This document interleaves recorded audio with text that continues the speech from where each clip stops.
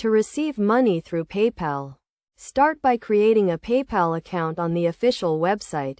Once your account is set up, you can provide your email address or mobile number to the sender, ensuring these credentials are registered with your PayPal account. The sender will then log in to their PayPal account. Click the Send button and input your email address or mobile number. They will enter the amount to be sent.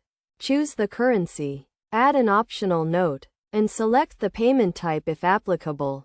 Before clicking the Send Payment Now button, you will receive a notification through the app once the money is sent, and the funds will be reflected on your PayPal account homepage.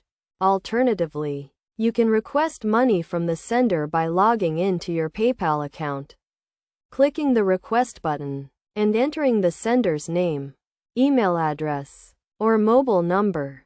You can then specify the amount you would like to request, add a message or note, and review the request information before clicking the Request Now button. Once the sender receives the request, they can send the money to your PayPal account, and you will be notified upon receipt. The received amount will be displayed on your PayPal account homepage. Completing the transaction.